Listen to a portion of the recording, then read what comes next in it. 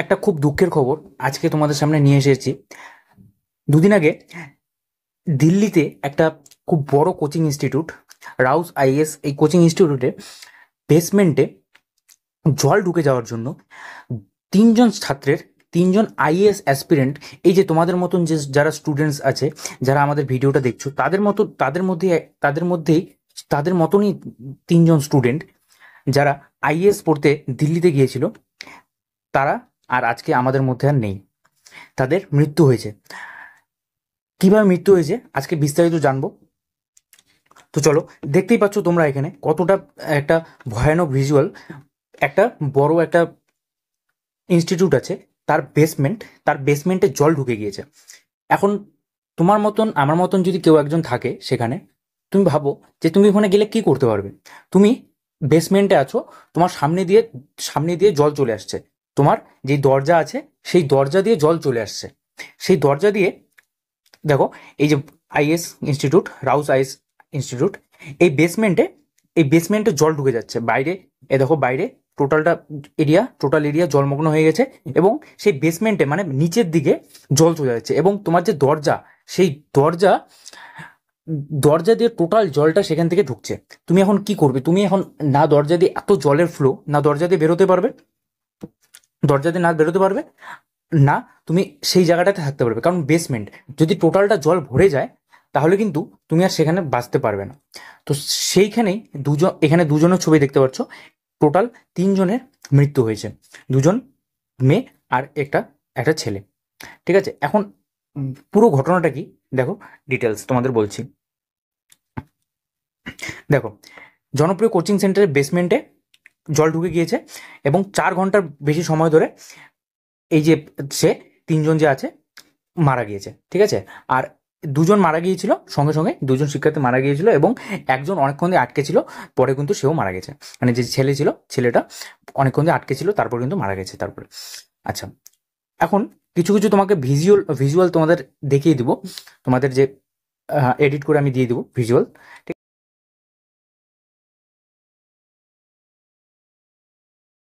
সেটা একটু দেখে নিও।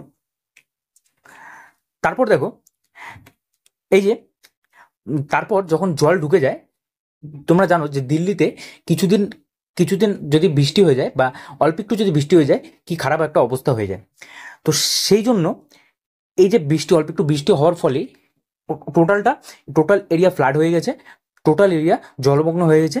এবং তার ফলে যে বেসমেন্ট আছে, যে নিচে স্বাভাবিকভাবে নিচে থাকার জন্য বেসমেন্টে হুড় হুড় করে জল ঢুকছিল। ঠিক আছে, শনিবার কটার সময়, 7টা 19 মিনিটে বেসমেন্টে থাকার একটা বিষয় তারা কল পেয়েছিল, মানে যারা উদ্ধার কাজে, সঙ্গে সঙ্গে এনডিআরএফ এর টিম চলে যায়। ঠিক আছে, ন্যাশনাল ডিজাস্টার রেসপন্স ফোর্স সেখানে চলে যায়। তারপর সেখান থেকে যে মৃতদেহটা উদ্ধার করা হয়। এখন এই যে বেসমেন্ট, সেই বেসমেন্টে এই যে রাউস আইএস সার্কেল, এই যে বেসমেন্টে যেটা খবর শোনা যাচ্ছে, সেই বেসমেন্টে ছিল তাদের লাইব্রেরি। এখন তুমি একটা আইএস স্টুডেন্টদের কত একটা পড়াশোনা করার দরকার হয়, যারা ইউপিএসসি দেয় তাদের কত পড়াশোনা করার দরকার হয়। তার জন্য তারা স্বাভাবিকভাবেই সেই বেসমেন্টে যে লাইব্রেরি, সেই লাইব্রেরিতে পড়াশোনা করার জন্য গেছে। তারা একটা অধিকারী হওয়ার জন্য, তারা একটা যে অ্যাসপিরেন্ট, বা তারা একজন সরকারি চাকরির জন্য সেখানে পড়াশোনা করার জন্য গিয়েছিল। সেই পড়াশোনা করা তার একটা মৃত্যুর কারণ হয়ে দাঁড়ালো। দেখো, বেসমেন্টে 30 জন ছাত্র ছিল, এবং যারা ছিল সেখানে, শোনা যাচ্ছে যে সেই দরজায় কি ছিল, একটা ফিঙ্গারপ্রিন্ট সেন্সার ছিল।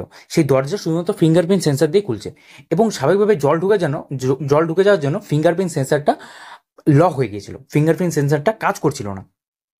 তারপরে এই হুড়োহুড়ি করে বেরোনোর সময় 3জন আটকা পড়ে যায়, এবং বাকিরা কোনোভাবে তাদের প্রাণ বাঁচিয়ে নিয়েছে, এবং 3জন আছে, 3জন কিন্তু পারেনি।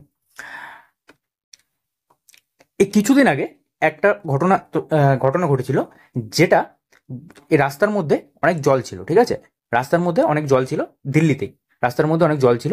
সেই জলটা পার করে যাওয়ার জন্য একটা, সেও কিন্তু আইএস অ্যাসপিরেন্ট। তো জলটা পার করে যাওয়ার জন্য এখানে একটা বিদ্যুতের পোল ছিল। ঠিক আছে, সেই বিদ্যুতের পোলের একটা তার বিদ্যুতের পোলে একটা তার এখানে একটা গেটের মধ্যে পড়েছিল। সেই স্টুডেন্টটা এই পাশ দিয়ে ক্রস করার সময় সেই গেটটা টাচ করে, তার ফলে গেটটা টাচ করার ফলে এই গেটটা অবভিয়াসলি কারেন্ট হয়েছিল, সে স্টুডেন্টটা কিন্তু তৎক্ষণাৎ মারা যায় সেখানে। তো এই যে বিভিন্ন রকম যে ঘটনা যে দিল্লিতে ঘটছে, আর দিল্লিতে সেই জায়গাতে কিন্তু সব থেকে বেশি স্টুডেন্টসরাই থাকে, যারা আইএস অ্যাসপিরেন্ট, তোমরা রাজেন্দ্রনগরের কথা শুনেছো, তো তার জন্যই এইসব ঘটনা কিন্তু এখন শোনা যাচ্ছে। আচ্ছা, এখন এই যে সেই বেসমেন্ট যে প্লাবিত হয়েছে, কেন প্লাবিত হয়েছে তোমাদের বললাম যে স্বাভাবিকভাবে আমার মনে হচ্ছে সেটা মনে হচ্ছে যে কিছু কিছু কনস্ট্রাক্টেড যে জল পাস করার লাইন থাকে, সেই কনস্ট্রাক্টেড জল পাস করার লাইনটা ফেটে গেছে, কোনোভাবে ফেটে গেছে। তার জন্য সেই ফেটে যাওয়ার জন্য টোটাল যে জলটা, সেই জলটা বেসমেন্টে চলে গেছে, ঠিক আছে। তারপর এরপর থেকেই যে দিল্লিতে যে ওই রাউস আই সার্কেল বা বিভিন্ন রকম যে এরিয়া আছে, যে বিভিন্ন রকম কোচিং ইনস্টিটিউটের সামনে আছে, সেই তারপর থেকেই কিন্তু এই যে স্টুডেন্টসরা আছে, যাদের তাদের ধরো কোনো বন্ধু যে মারা গিয়েছে, তাদের ধরো বন্ধু বা বান্ধবী যে মারা গিয়েছে, তারা কিন্তু তাদের জন্য কি করছে, যে আন্দোলন করছে যে কতদিন এমসিডি এটা ঠিক করবে। অনেক দিনই কিন্তু এটা ঠিক করা দরকার ছিল, কারণ একটা রাজধানীর মতন এরিয়া যদি এরকম প্রত্যেকবার যদি ফ্লাডেড হয়ে যায়, প্রত্যেকবার অল্প বৃষ্টিতে যদি ফ্লাডেড হয়ে যায়, তাহলে কিন্তু এটা ঠিক নয়, ঠিক আছে।